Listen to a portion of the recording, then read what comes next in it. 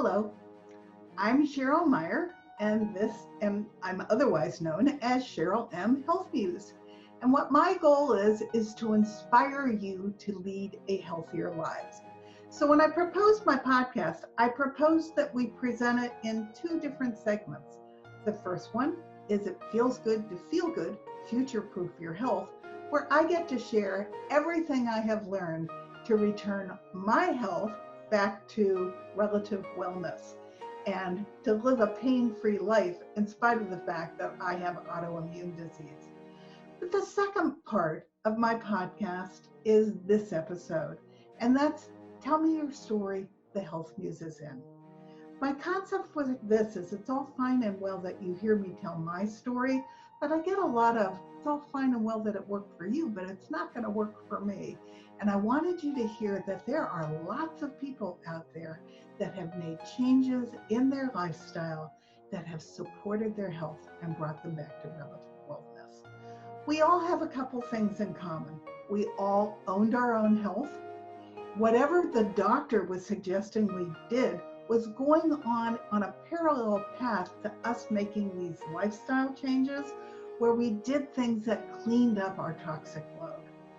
We all pay attention to our body. You'll hear jazz in the background because I want you to listen to the rhythm of your health, and I want you to pay attention to what your body is telling you. My body had been trying to tell me that I was going to topple over into toxic load for some time. I just wasn't listening. So if you clean up your lifestyle and if you listen to your body, you have a very good chance not of being deprived in any way, but returning to feeling darn good. And that's what these podcasts are really all about. So thank you for joining me. This is going to be a Tell Me Your Story, the Health Muse is in episode, and I hope you enjoy it. And I hope that we all inspire you to lead a healthier, happier life. Thank you.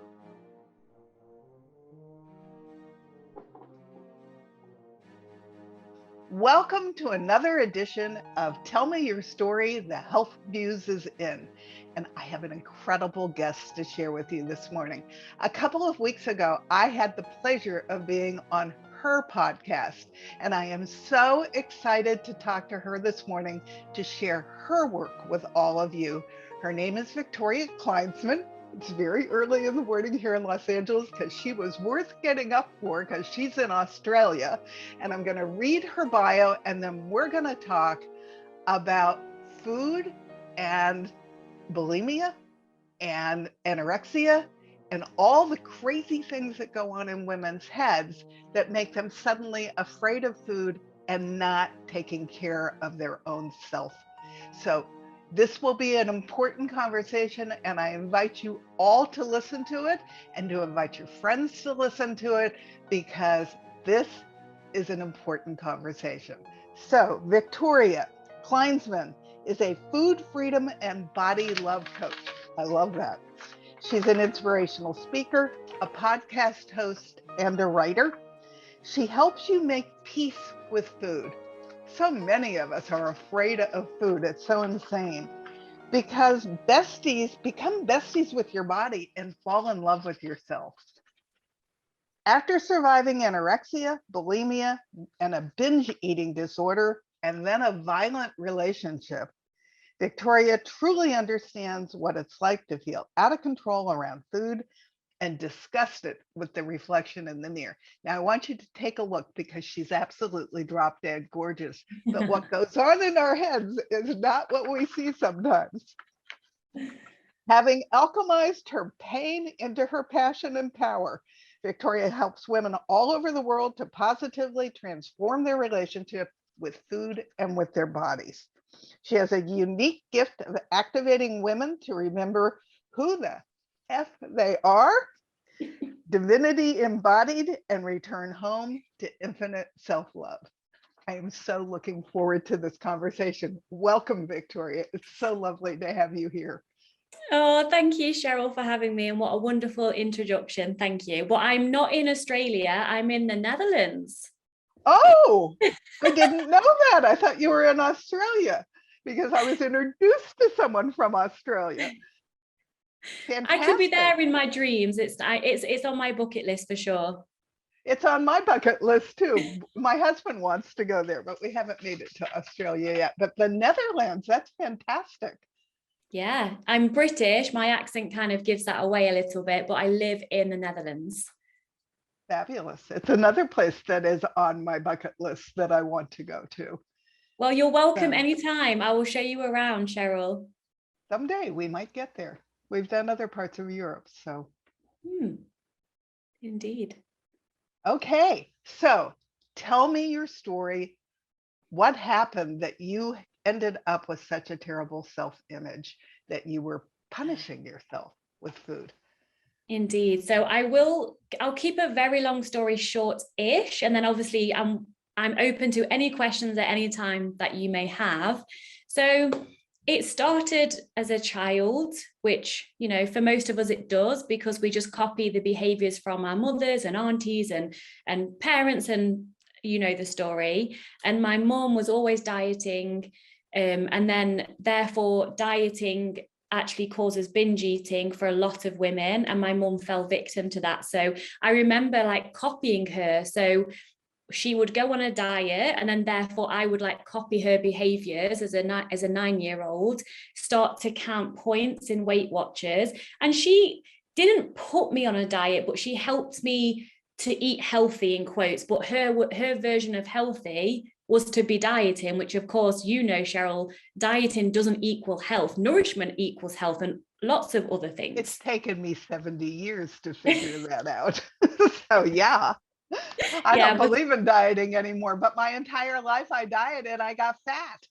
So. Yes, that if you want to gain weight over time, literally diet forever. And I'm not shitting you. That's diets actually cause weight gain over time. So I started dieting, if you like, at the age of 9, copying my mom's behaviors, dieting all week. And then at the weekend, after she had her weigh-in, like if she lost weight, she would then go to the shop, buy loads of chocolate, eat it all, and then start again the next day. And so that became my normal life from the age of 9. And my aunties were doing it as well. Like everyone around me did that. So I just thought it was just what you do. You spend your whole life trying to get smaller and then beating yourself up when you can't stick to the diet. And then you just continue in that circle. So I was doing that until the age of 13. And then I fell into anorexia. Now, the root cause of my anorexia, through many years of therapy and psychotherapy and personal development, I don't believe it was necessary only to do with my body image. It was a sense of like control, because as you know, like anorexia is a mental illness. It goes deeper than just wanting to be smaller. I literally would have died if it wasn't for my mom like forcing me to eat. I had to go to psychiatrists, I had to have medical weigh-ins, all of that, which I absolutely hated, but it saved my life. So we can go into that in more detail, obviously, when I've just explained the story. So I was anorexic for a couple of years, but when I say I recovered, I was physically heavy enough to not be in the danger zone, but everything was still up here, like in my head. So yes, I was eating, so I wasn't going to die anymore, but I hated eating. It was crazy because I'd gone from dieting and then binging every weekend from a 9-year-old to just being completely disinterested in food or wanting to eat. So it obviously, of course, like what happens when you're anorexic is your hypothalamus actually, you know, the hypothalamus sends hunger signals and fullness signals and all of that. It controls all your hormones. You'll probably know more about this than me, Cheryl. But when you're anorexic, like the fear of eating overrides your regularity system. So you no longer seek the reward from food. It like does something to your brain, and that's why in the end you just don't want to eat. So I didn't want to eat, but then I did start eating after 2 years of help and forcing me to eat. So I was safe physically. And after that, I still ate, but I was always cautious about what I would eat. I would compare myself to everybody. What are they eating? Then I'd make sure I'd eat less. And then that carried on until I was in my late teens, actually. it gradually got slowly better because I was very active. I used to ride horses for a living when I left school.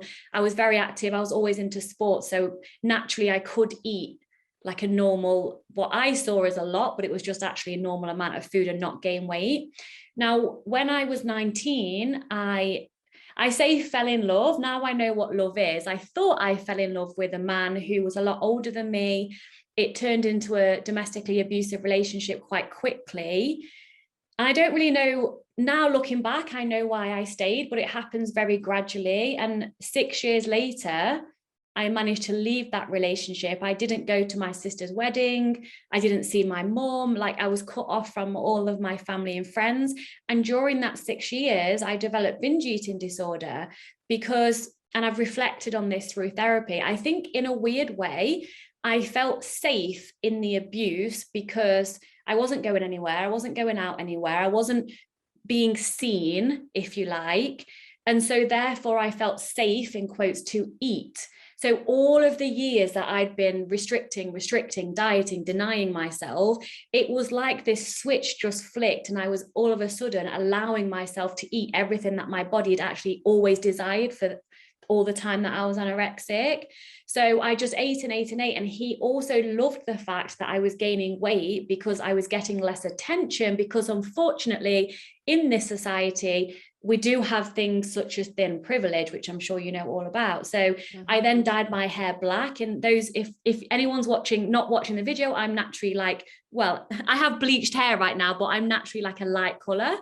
I dyed my hair black because apparently you get less attention if you've got dark hair. So I was very suppressed, very held down. I remember asking for some body lotion because I didn't go to the shop by him. I literally didn't do anything by myself. And I remember asking for more body lotion, and he would make comments like, oh, it's because you're so fat, you get through it so quickly. And then 1 minute, it was just literally up and down, this traumatic relationship.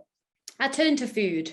Food was always there for me. He loved the fact that I was eating a lot of food. So 6 years of just, no word of a lie, Cheryl, I would say for 5 years of that relationship, we was eating takeaways for breakfast, lunch, and dinner for 5 years because he wouldn't shop. We didn't cook. And whenever I said, I want to go on a diet, because that's all I'd ever known before, to try and grasp at some kind of control, he would say, well, I'm not buying the food, so you can either starve or eat takeaways. So I just ate takeaways for 5 years. So I left that relationship, and that is like an episode of a soap, if I'm being honest, how I even left. Oh, yeah. Managed to leave that. Actually, my next series is on depression, which I had just told you before we started this. And then I'm doing a 2-part on toxic relationships. Ooh. Because that also needs to be addressed almost as part of the same issue. But a narcissistic lover will cut you off from everything. Yes. Because he has to be the center of attention. And I understand what you were going through, and leaving is, no matter what, it hits your self-esteem and you still want to be in the relationship, even though you know it's toxic. So it's not so easy to leave. It's absolutely not. And honestly, Cheryl, I got to a point where I didn't care if I died. I was scared of him. I was scared for my life. I'm not going to lie, which is why I didn't leave before, because, looking down on a relationship, the old me would have seen a woman in an abusive relationship and I would have said, well, why doesn't she just leave then? Yeah, not so easy.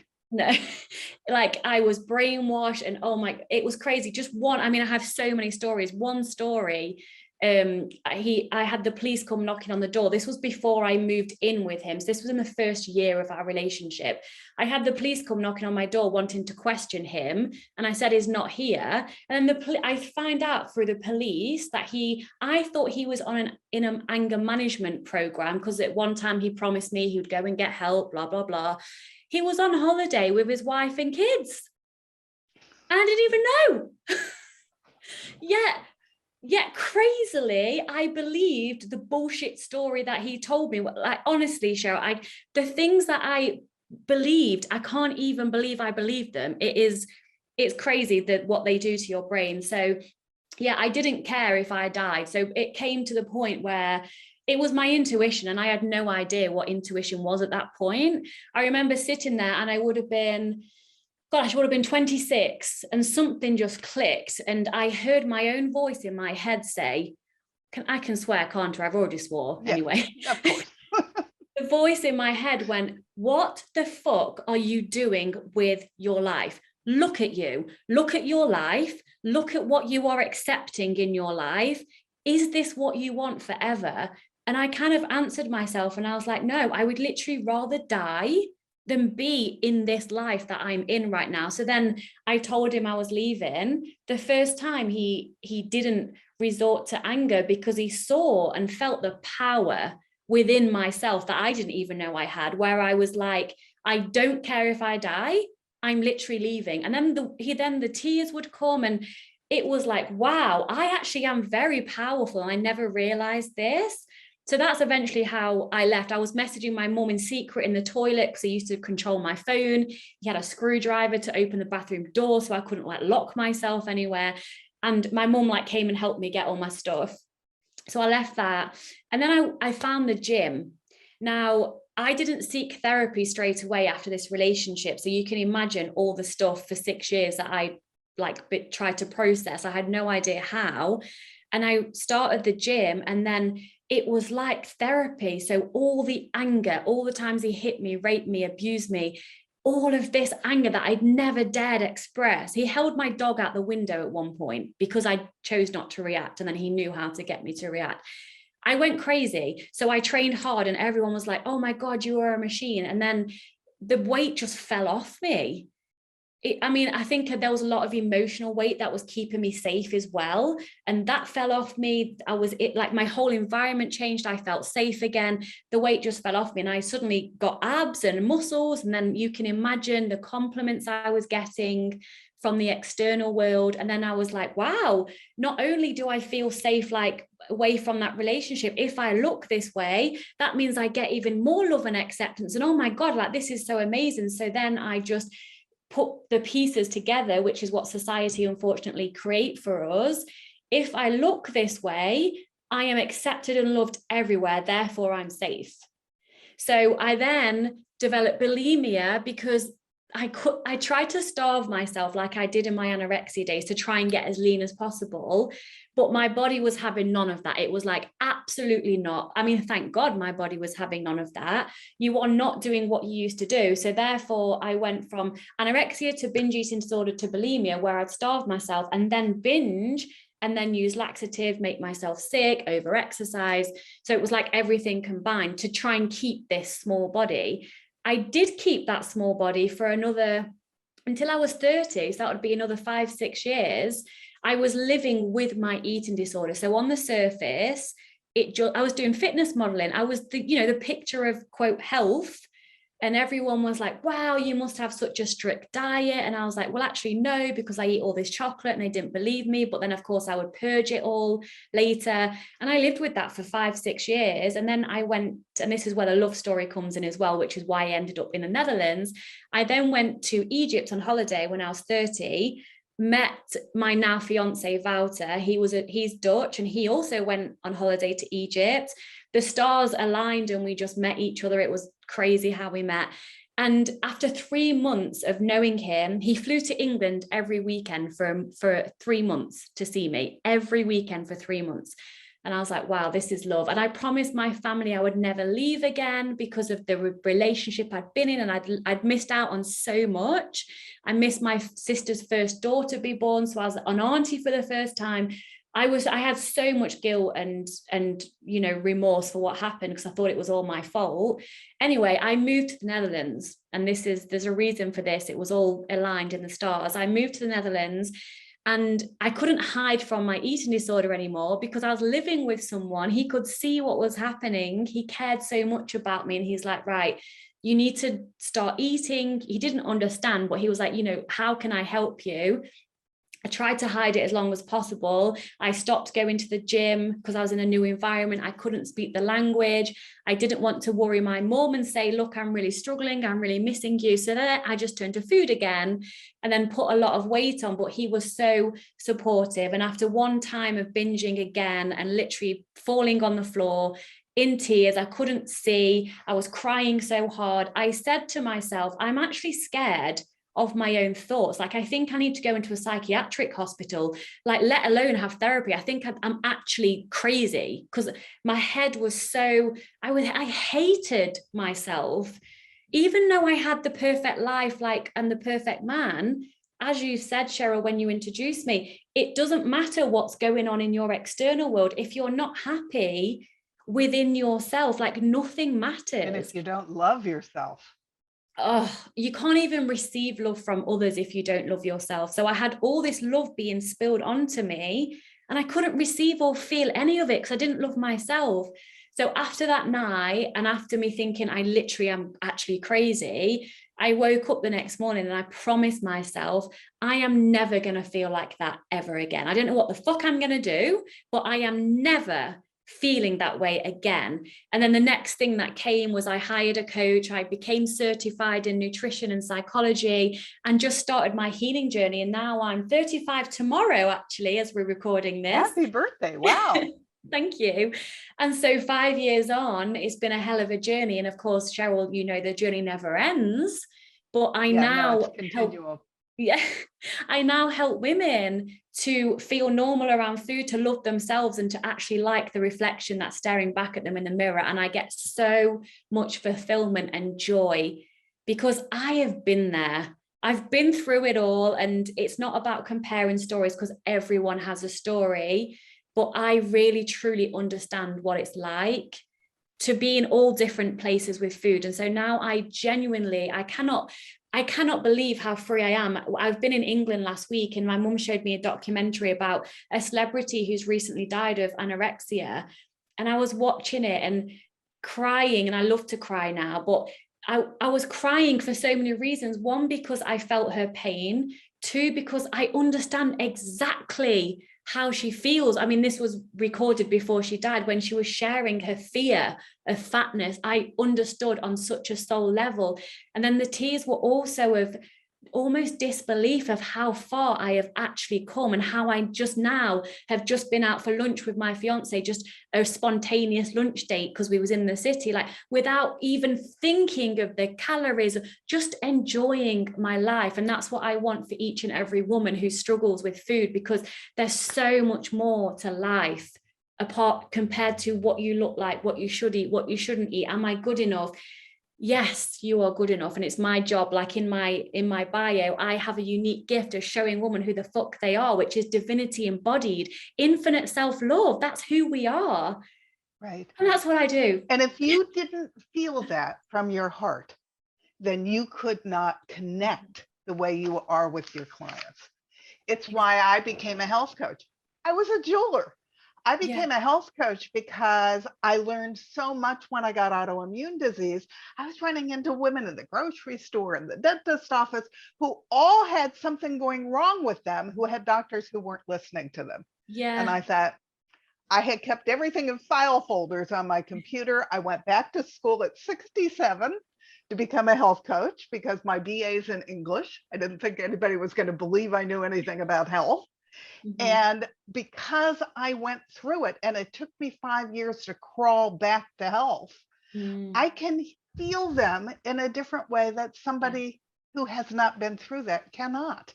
And so that's what gives us our passion and our soul purpose.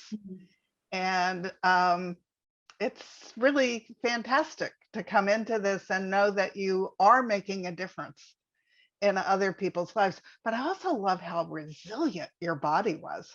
Oh my I can't God. believe it.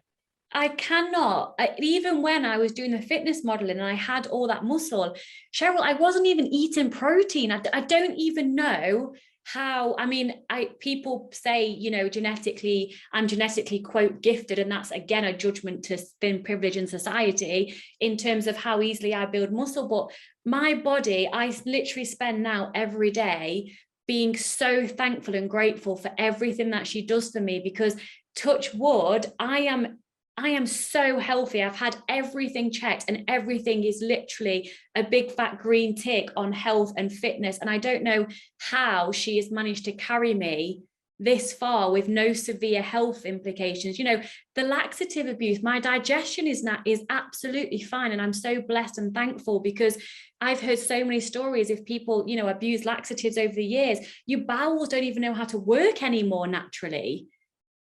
So I'm just so grateful. So if I notice like a body image trigger, if I notice the cellulite on my legs one day in the mirror and I'm like, oh, I have a negative judgment towards my appearance today. And I'm like, but it doesn't matter, because I'm more than my body. And look what my body does for me. Wow. Thank you. I love you. And then I just get on with my day and then live my life. Yeah. I'm a big proponent of having a conversation every morning in the mirror with yourself. And so you noticed it, but you went, we're not going to pay attention to that because I am still the beautiful person inside that I was before. I have a conversation with my body every morning, because if I'm feeling inflammation, I now know to react right away so that I don't go into what's called a flare, where I get dramatic pain because I'm eating one of my food sensitivities, or something has gone wrong, or I'm stressed, which will trigger me. Because although I don't have pain, I still have autoimmune disease. So I have to be aware of what my body's saying to me. And our bodies are unbelievably smart. Oh my God. They're geniuses. And I love, Cheryl, how connected you are, because as you know, if you weren't listening to your body, you wouldn't notice the signs. But you built up such a beautiful relationship with your body. You spend time connecting with her, and therefore you notice all the biofeedback that she gives you. And therefore, I do believe most people are walking around feeling lousy and they don't even know it. No. I did. For years, I did. I never stopped long enough. It would go through my brain with the speed of light. I never really sat and thought about it and let it be, so that I knew what was going on with my body. And I am never going back there ever, because we do need, our bodies are just incredibly smart and the most incredible machine that will ever be built. And so if we learn to listen to it, it has all kinds of gifts for us to pay attention to. It does. I mean, even my clients who come to me, who 99.9% of the clients that come to me are scared of weight gain, because who isn't? That's what drives most eating disorders, is the fear of weight gain or potential weight gain, because of what we make that mean about ourselves. But actually, if you connect to your body's wisdom will know what to eat, how much to eat, when to eat, because everybody is different. And if you connect to your body, you are not going to want to eat chocolate all day, every day, because you will feel like shit and your body will know that. And so but you have to pay attention to it. Exactly. You've got to pay attention. And the key word for me in my work is the word allowance, meaning if you allow yourself to eat, let's say, chocolate at any time, at any moment, the fear of like never having it again goes away. If you know it's there, it's so funny, you don't even really want it anymore, because you know you can have it. Whereas, because I'm an advocate for health, like I really take care of myself. My 2 words that I use when I make food choices is nourishment and pleasure. They have to have those 2 key elements for me personally. Nourishment and pleasure. So when we allow ourselves to eat the food that are previously banned, and yes, a lot of these banned foods in quotes are processed foods, but my question to most of my clients are, how has banning these processed foods been going for you? Have you been eating less of these foods or more of these foods? And then they're like, well, I try to eat less, but I actually end up binging, so I eat way more. And I'm like, exactly. So I am plan B. My work is plan B when, healthy eating in quotes doesn't work for you, because as you know, Cheryl, diets don't work. But unfortunately, a lot of diets hide behind the word health. But weight loss doesn't mean health. Like health means a whole array of different things. And being thin doesn't mean healthy either. Exactly. People will say, but they're thin, so they're healthy. No. No way. Have you read the book Health at Every Size by Linda Bacon? No, Oh, that no, might be, you might find that interesting. I probably would. Because it's so much scientific research as well to back it up, that health, someone can be quote fat and extremely healthy. Someone can be thin and be extremely unhealthy, because health is not a body size. And once we get that into our heads and start working towards healthy behaviors, the weight loss might be a side effect. We're not bothered about that. You might lose weight, whatever. But if we work on the behaviors and feeling good, it doesn't matter what your body does. That's why I do a ton of body image work with my clients, because at the moment, a lot of women may be listening and be thinking, well, it does matter what my body looks like because I'm not happy with this or that. That's the work I really delve into, because that's what drives most of our diet behaviors. But what if, a question for everyone to ask themselves, what if I just decided my body was okay as it is, and I actually pursued healthful behaviors that made me feel good? How would your life be different? My new phrase is eat for your future health. Oh, I love that. Don't eat for your diet or for your body size. Eat for your future health, because every decision you make today is going to impact where you are when you're my age. So if you start eating to be healthy when you're 73, then you have solved a large portion of your problem, because you're eating nutrition. And nutrition can be quite delicious. Yes, Once absolutely. you get rid of all the crap and you get your taste buds back. So if you start eating for your future health, everything resolves and your body starts to jump for joy. Yeah. Isn't it? It's interesting, Cheryl, because I think this is really key to bring into our conversation. I was in the UK last week, as I've shared, and I actually, a radio and TV station reached out to me because in England now, I don't know if it's the same in the States, but in England, it was now a new law has passed for April that main restaurants have to have the calories of every single food on their menu. And they asked certain for size restaurants here did that about 6 years ago. Well, they asked for my view on that, and I asked them what was the reasoning for this, and they said to improve people's health. And I was like, but calories don't equal health. For example, you've got a menu, there's a rocky road that's 500 calories, let's say. There's a salad with goat's cheese and chia and all the vegetables and all the olive oil, that's 700 calories. If you're only looking at calories, someone might say, oh, well, I'll go for the rocky road then. You're literally only eating sugar, flour, and carbohydrates. Whereas the salad, you'll probably get loads of healthy fats, protein, fiber. Like, so calories. Yeah, I don't want to hear from calories anymore. And I don't want to hear from points. I hated keeping track of all that stuff. If you're eating real food and you're eating for your future health, you don't have to do any of that stuff.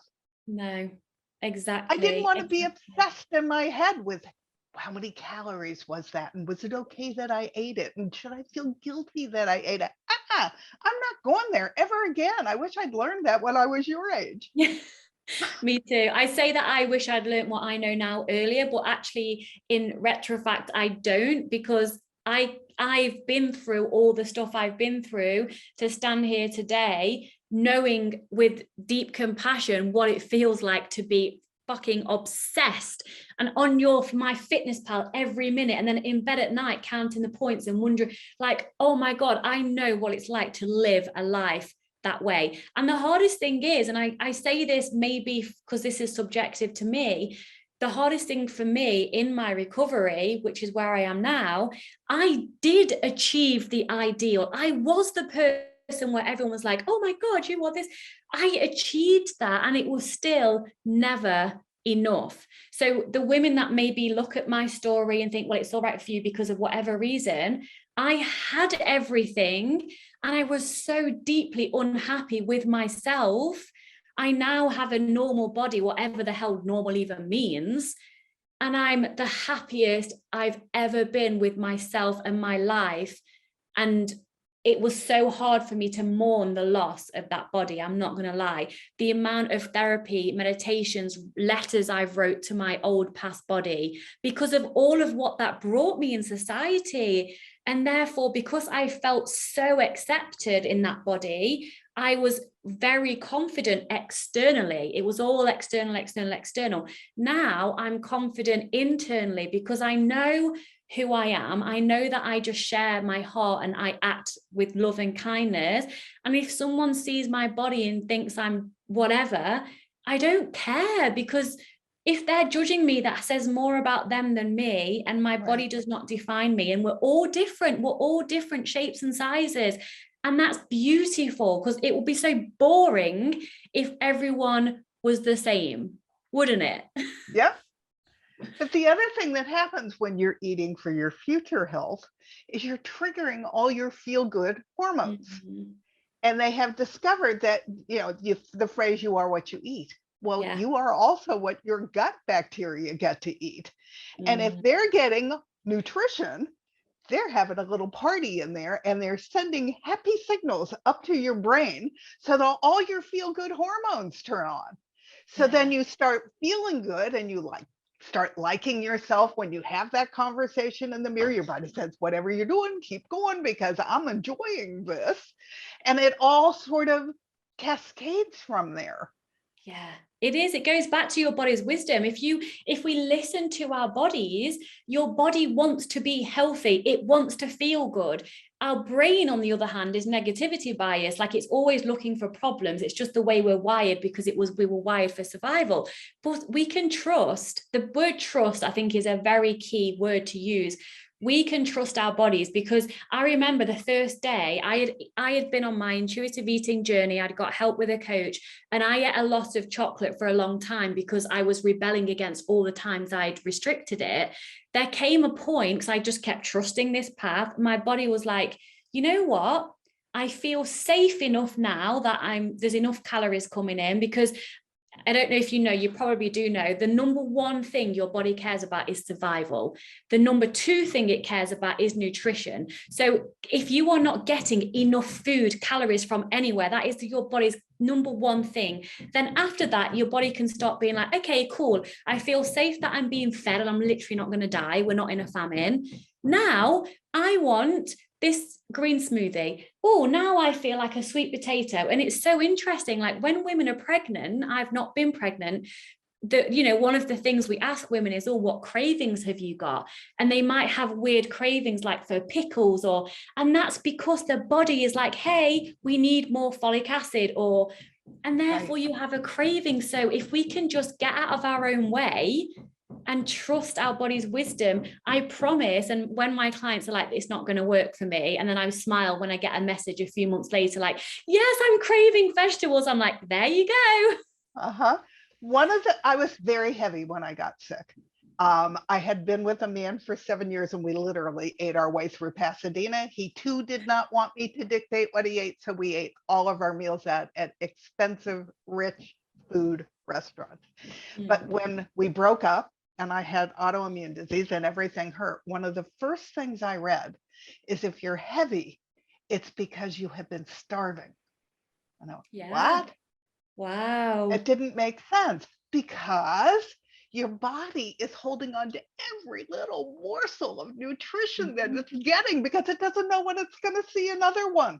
And so it's not going to drop the weight, because it's in survival mood. Even though you're heavy, it's going to hold on to every little morsel that it's gotten in case it never gets another one. Exactly. And we understanding that, it was like, huh? Yeah, but we're not taught that, are we? We're taught that if you fail a diet, you just need to try harder. Right. It was always willpower. I can't tell you how much I beat myself up, because I obviously didn't have the willpower to follow any of those New York Times bestsellers to drop the weight. And little did I know, my two hormones that you mentioned early, neither of my hunger hormones were working properly. So that I'd eat a huge Thanksgiving dinner, and then I'd be in the kitchen slicing at the pumpkin pie, because I didn't know I was full. because Yeah. that mechanism in my body didn't work. Yes, you were so disconnected from that because that's what we're taught. And if you think about it, willpower doesn't come into it. Willpower comes into it when you're talking maybe about body movement, exercise, work. But when you're talking biology, it's like breathing. If I said to you, Cheryl, can you control your breath? Whether that's holding your breath or breathing a certain way that feels forced and unnatural for you, you could do it only for a very short amount of time. And then when you stopped trying, you stopped putting effort into it, you would just breathe however your body breathes. That's how we're supposed to eat. Once we just let our body just do what it wants to do, and it's like, hey, I'm hungry, hey, I'm full, hey, and just get out of the way without being, holy shit, will this gain weight? Will this lose weight? When we get out of our own way, eating just becomes easy. It's a natural biological response to being human. So you're not fighting, you don't need willpower to diet. It will fail because you're fighting against your own biology, and your biology will always win because we're wired for survival. Why don't we learn that? Your brain talks crap to you because it likes the status quo and it doesn't want you to change. Exactly. And so all that bull that your head puts you through, you have to understand that's what it is. It's not telling you the truth. No. It's trying to maintain the status quo. And if we only maintain the status quo and we're not in touch with what our true intuitive body wants, we miss the whole thing. Yeah. I'm trying to think of a quote that Tony Robbins says, but I can't think of it. So I'm not even going to I'm going to ruin his words. But what he's saying in this quote that I can't think of is, when we identify with something, even if we say, I am a binge eater, I am a chocoholic, that is stating at an identity level, this is who we are. Therefore, your ego will do everything it can to hold on to that identity. Because as you know, Cheryl, any form of change is like death to the ego. So even when I was in the abusive relationship, I was in there for that long, abuse was my comfort zone. So even if I knew if I leave somehow, I'm going to be much safer and happier, that still changed. So the ego was like, nope, we would much rather you stay in this safe, abusive space because at least you know what to expect, than to go off into the unknown and God forbid you be happy and free, because your ego wants to keep you safe and all it sees is familiarity. Right.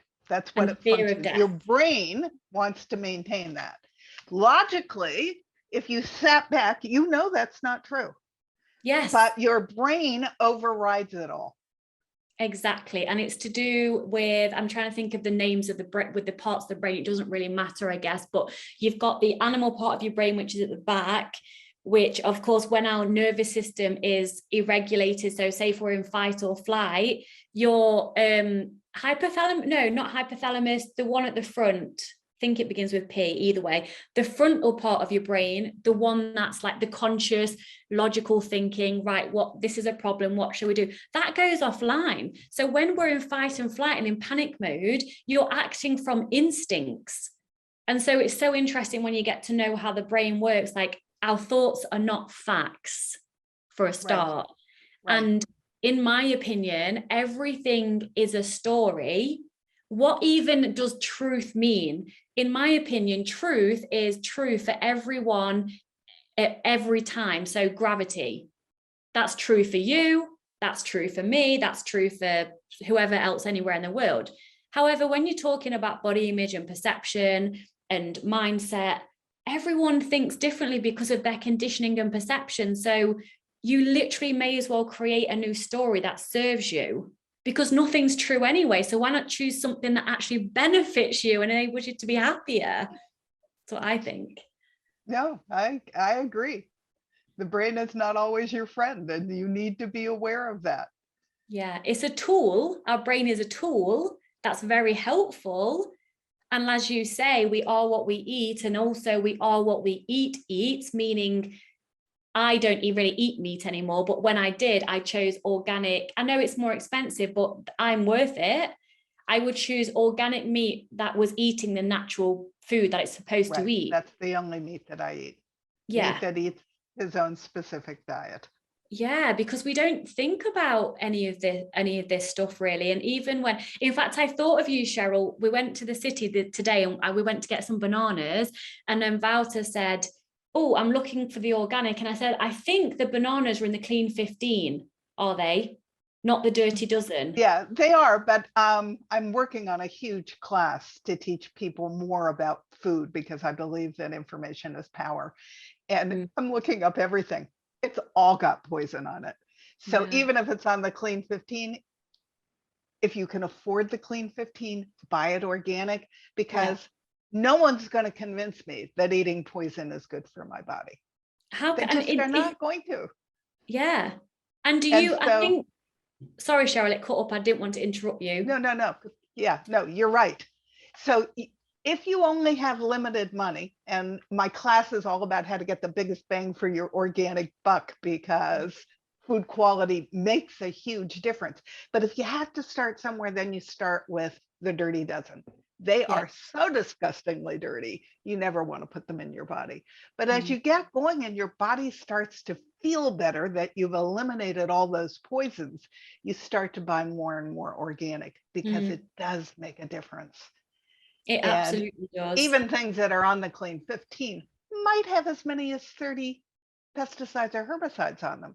And some are neurotoxins, some are endocrine disruptors. You know, we're working towards not being able to reproduce. Some are killing all our bees and butterflies. And if we don't have bees and butterflies, we don't have crop pollinators. So the more you get into it and your body starts, and my husband tells me I'm like a smoke alarm for any toxin in a 100-mile radius, because I cleaned up all the toxins when I got sick. That's how I got rid of my pain. But if I eat something that has all that crud on it, my body tells me the next morning. And I'm like a little computer going, what did I do? Why do I feel this way? And it's because my body knows that I'm giving it that crud, and it doesn't want it. It's so interesting, isn't it? And it's interesting how your body is so sensitive in a good way that to those things, because since we had our conversation on the podcast that I interviewed you on, I've stopped using that deodorant I was talking about. So thank you for that insight, because we don't think, we just, I mean, it's not our fault, it's no one's fault, but it's our responsibility to take responsibility for our health. And ingredients do matter. I like to do a lot of baking. And so, yes, I do use like sugar, but I'll use coconut sugar. I'll use grass-fed organic butter instead of just margarine. I'll use coconut oil and not just vegetable oil. It matters. And then people taste it and they're like, oh my gosh, how did you make these? I'm like, seriously, they're made with love, obviously, so that helps. But it's seeing the quality of the ingredients that you're using. So, you know, I'm all about freedom and allowance, but if you have a choice, why wouldn't you choose foods that are more nourishing for your body than not? And choose that will make you feel good in your future. Just an interesting aside, when I was your age, I had a horrible problem with body odor. And now I only have body odor when I've eaten something wrong. That's one of the ways my body will tell me that it's unhappy with me. I don't even use deodorant 9 times out of 10 anymore, because I don't need it, because I don't have all the toxins in my body coming out. Whereas I used to have to change deodorants because even the strongest ones would stop working after a short period of time on my body. It's because I was so toxic. Who knew? Wow, your body is just literally incredible. Your body is incredible, isn't it? I mean, I've had 2 wisdom teeth taken out since we last spoke. And yes, it was painful after it, but the hole's already almost closed up. And I'm like, thank you, body, for literally healing. Like anything that happens, you get a cut, you scrape your finger, you whatever. You don't have to ask your body to heal. Your body loves you so much. It will just heal. And I believe that our bodies can heal anything, but we have to help ourselves to help our bodies to do its job. I did a whole series on the liver. It is the workhorse of the body. All the toxins clear through the liver. And it does this unbelievable job until it can't keep up anymore. Yeah. And when it can't keep up, you know it. And Mm. it impacts every other organ in your body. It's the number one cause of heart disease. So Wow. it's very forgiving, our liver. It's amazing how forgiving it is and how well it works through all those years of abuse until it just can't anymore. And then you got to pay attention to it and give it love. What would happen if we gave it love right from the beginning? Mm. But we're not taught this stuff. Like No, even doctors. That I mean, I've they don't spoken to know. many doctors in my like studies and things. They're probably given like an hour's worth of nutrition training. Yeah. Like, really? I know. I see all functional people, but two of my doctors are allopathic. And it's like my head is spinning around because I'm so used to my functional MD looking at my entire body instead of just one body piece, one Yeah. part of the puzzle, that I'm actually now starting to seek the gut guy who did my colonoscopy next time. I want a functional person who understands how it all works, and my heart doctor to be a functional doctor so that they understand how the drugs are going to impact everything else in my body, not just my heart. There is a difference, but there are people out there who are taught nutrition, and allopathic doctors don't even know that if you eat from the pharmacy with an F, pharmacy, instead of taking pills from the big drug, you can heal your body faster with food. Drugs don't do anything but mitigate the symptoms. Doesn't mean we don't need them, but that's what they do. Unfortunately, as you know, they don't get as much money if people eat from the land. So unfortunately, I mean, this conversation could go a whole nother way, and I know we're nearly at the end, but unfortunately, it follow the money. Like the pharmaceutical companies, as you know, I mean, I'm not slating this because we absolutely need modern medicine. We do need them, right? And we need our allopathic doctors. Yeah, but when they're just, so like, for example, someone will go in with heartburn. Here's some tablets to stop the heartburn. But why am I experiencing it? Like, we're just going on the surface level stuff. Like with my clients, with body image and self-love and all of that, we go right to the core, because otherwise it's just, you'll feel better for a little while and things will, but I want to go right to the core, because that's when transformation happens, and that's physically, mentally, emotionally, and spiritually. If you just like put a plaster over the dirty wound and just be like, well, it stopped bleeding now, so you're okay, and then it's out of mind because we put the band-aid on. And that's what most of us are doing. We just like cover up our symptoms. I'm like, even me, like I have allergies, hay fever. And I know, and I am taking allergy and a special gut prebiotic that helps with the histamine as well. But I know that I can dig deeper with this, and because my body naturally shouldn't have an allergy. So I know that something I'm doing somewhere is causing this allergy. And I'm willing to dig deeper around that. But we don't have the education around this. And we just cover things up all the time and then wonder why our quality of life diminishes when we're probably 80 because our body can't work anymore. Right.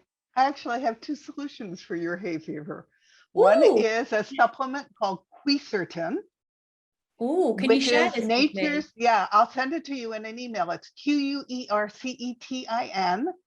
It's good for everything. It's good for your gut. It's good for your hay fever. It's good for your kidneys. It's good for your brain. It's nature's natural antihistamine.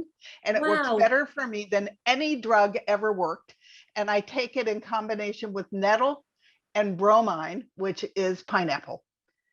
Unbelievable how well it works. Ooh, if you could send them to me, that would be amazing. I will. And then the second thing is buy local honey. Because the bees are picking up all the pollen that is local to you. So by having just a little bit of honey every day, your body builds up a resistance to whatever that is. I have allergies to other things than just pollen. I get rashes and all that stuff. It's all gone since I'm using these two things. It's like a miracle. And it even works on animals. The holistic vet that I follow recommends quercetin for dogs who get terrible skin rashes, and steroids don't do the trick, but quercetin will clear it up. Oh, I'm excited to try that because it So, absolutely is a seasonal thing. Because like my eyes are starting to itch again, and it's getting warmer. And so in the winter it completely goes. So it's definitely like a reaction to the air. But then your body should be okay. It should be able to do its thing. So antihistamines knock me out. I couldn't find one that didn't make me want to go to yeah. sleep right away. So using quercetin, all of that's gone. I don't have any of the negative stuff. Oh, thank you so much for that recommendation. So, I yeah. will definitely be getting some. Thanks, Cheryl. So yeah, let's go back to your work because that's the more important part of this conversation. Yeah, I would here. like to. So have you got anything that you would like me, because what are your listeners mainly struggling with, Cheryl? Is anything that I can leave the listeners with that will be specifically to your audience? Where do you start to help somebody get a better self-esteem? Okay, yes. Well, as I've just shared, I like to go deep because so let's say someone is struggling with confidence and low self-esteem. I want them to get their pen and paper out and start journaling and ask themselves, why do I think I have low self-esteem? Whatever the answer is, it's not a lie, but it's still not the root cause yet. So ask yourself why, like at least 3 times, and then you'll usually get to the truth of the matter. And a lot of us don't want to go there because the truth usually ends in like a feeling of shame or unworthiness or whatever it may be, or bringing up past trauma that we don't want to visit again. But as we were saying, unless you're willing to go in the emotional wound and clean that wound out, just like a physical wound, you're unable to heal and then be healthy going forward. So I like to get to the root cause. When we've got to the root cause, and everyone's different, that can be some inner child trauma work, release needed to be done, emotional release, a lot of journaling. Then we can use the mindset, which is very key. They work hand in hand. Then we can use mindset strategies and perception shifts, and then acting as if you are the confident person inside your window of tolerance, because it's key not to, everything happens outside your comfort zone, but there's no point taking a massive leap and feeling so much overwhelm. You're going to create a trauma response again. So we first do the emotional release and the understanding why, because otherwise everything's just like building it on top of a shaky foundation. Then we bring mindset into it. Like, say, for example, once you've done the emotional release, you look at your body in the mirror, you think negative things, be there for yourself, and then ask yourself, is that really true? Or do I just feel like it's true in the moment? And then you can start to gradually shift. Okay, I may not like the look of my legs, but I have a beautiful smile. And if you start to focus on the positives about yourself, you attract more positivity to you. And the last part that we would do working together is to take the action, acting as if you are a confident person. And again, inside your window of tolerance. And when you continue to do all of that, before you know it, you are the confident person, because you've healed all the emotional wounds, you've worked on your mindset, and you can easily shift your perception and choose a better story. And you're living and acting as the confident person you say you want to be. And then you're just like, wow, because you're rewiring your brain. It's neuroplasticity. Once you've done the emotional trauma release, we can rewire your brain, meaning you won't have to forever keep having to reframe all your negative thoughts, because your natural thing will be a positive thought. I find it very difficult to be unkind to myself now, which is unheard of, because my whole life I've been beating myself up in my head. For me to be unkind to myself feels very uncomfortable for me, which just shows that I am living proof you can literally rewire your brain. And then before you know it, the more happier you are. With the law of attraction, it's like the law of gravity. We're manifesting anyway, whether we know it or not. So we may as well manifest things we want. Literally, anything is possible for you. And this is going more into spirituality, but it's also quantum physics. The way I've built my business, the way I'm getting opportunities and meeting people, it's almost so like miraculous. It's almost funny, but anything is possible, but you've got to do the inner work to be able to be in the position to receive, to feel safe to receive, to put yourself out there. to be who you were supposed to be. The most simplest thing in life is to be yourself, but in this day and age, it's the hardest thing. My job is to show you how easy it is to be yourself. And when you're your true self, everything in your life that is made for you will come to you. And then you'll be like, how is this even my life? That's what we do. Yeah. Years ago, I was a store manager for a department store. And the company, which was very large in Los Angeles, put everybody through a program called Investment in Excellence. And he was actually changing the way that people who were in prisons were feeling about themselves so that they could integrate into society. But one of the things I learned from that course was when you think shit about yourself, you immediately respond, why would you think that, Cheryl, when you know it's not true? And then you reprogram that thought to be the positive, loving thought that you should be having instead. Absolutely.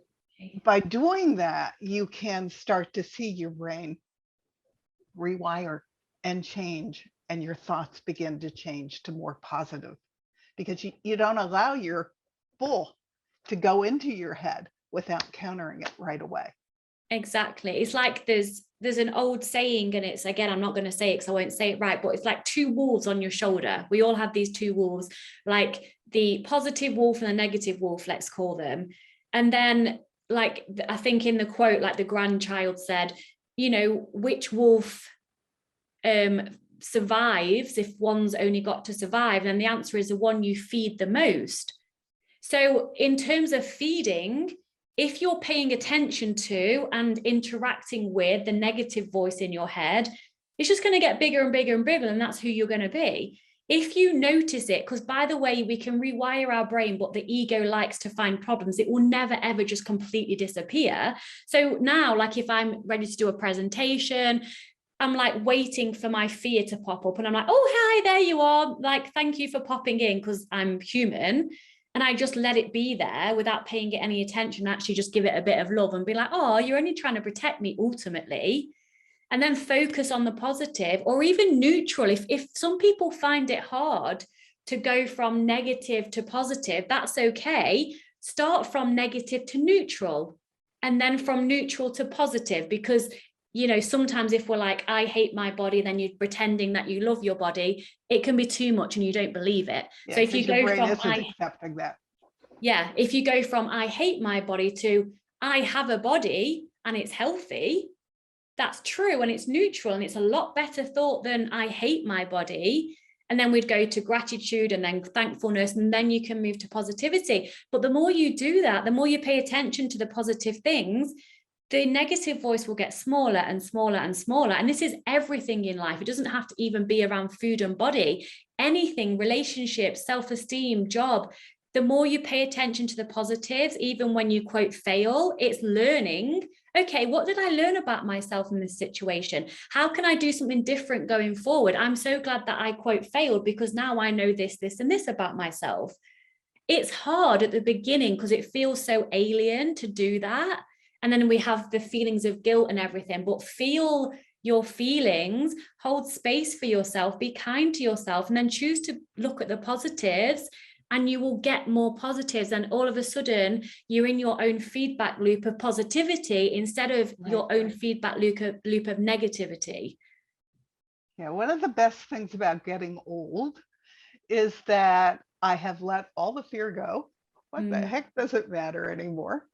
Fear used to be my nemesis. No more.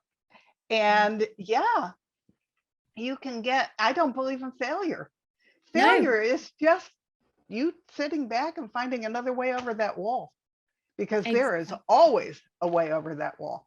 And the way that you thought you wanted to go, that quote failed, obviously wasn't your way. There's a better way for you to go over the wall. And you wouldn't know the better way unless you failed the other way. Right. So, and we have to fail, because that's what teaches us to get where we want to go. Exactly. Like, honestly, there's no such thing as failure. There's no such thing as a bad decision. And I mean that, because in the moment, it might look like, oh shit, what have I done? But if you look at the bigger picture, you have learned so much from that decision. Like, my decision to be with this abusive partner, it caused my family so much pain, me so much pain. But look where I am now. I would not have the wisdom and the compassion that I have if I hadn't experienced that relationship, for example. And I believe that all of those things give you the wisdom that you can now be the person that you're meant to be. There is a gift in everything, negative as well as positive. All of my growth has come from the negative things that have happened in my life, because the gift was there for me to become somebody different. Wow. For you to be able to see the gift in your experience as well, Cheryl, just shows how enlightened you are, how aware you are. And I know if people are listening to this and they're really getting triggered and angry with like, how can rape or child abuse be a gift? And I really understand that. I've worked with many clients who have experienced that.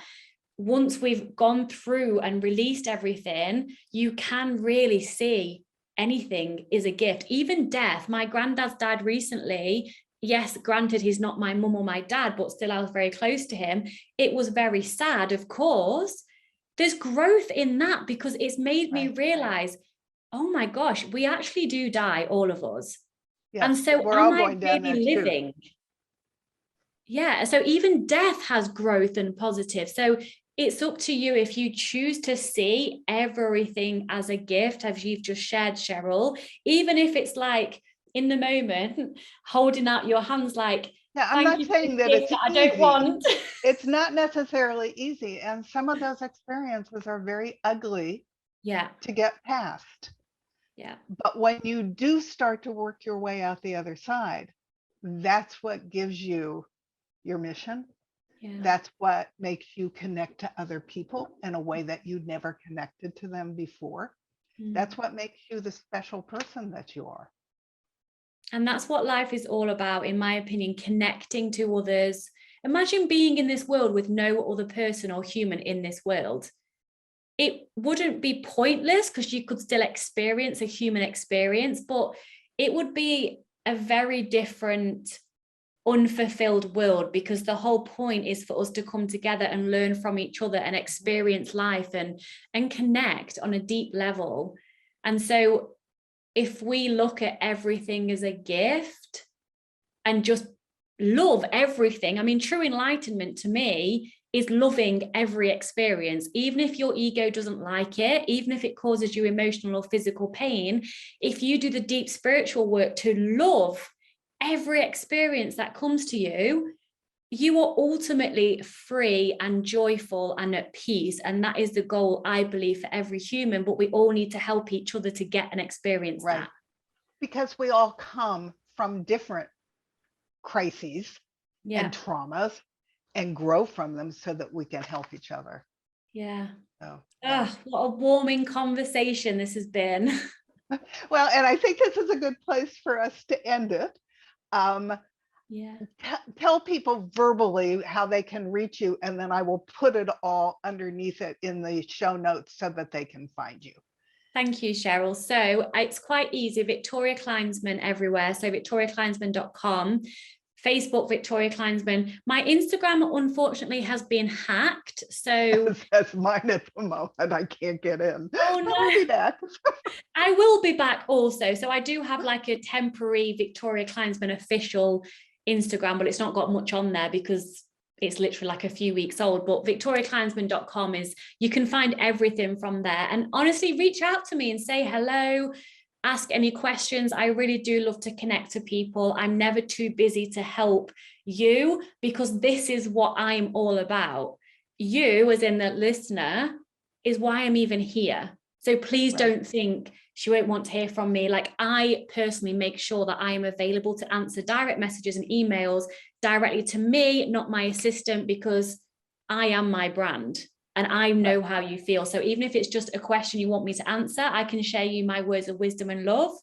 And if it helps you, then that's what my mission is. So just reach out to me. And you can find ways to work with me on there as well. I offer one-to-one coaching and group coaching as well. And I have a podcast called the Body Love Binge. Fabulous. Okay. I'm so happy that we had this conversation and that I got to share you with my audience. So thank you so much. Oh, you're welcome. It's been wish you only the incredible. best.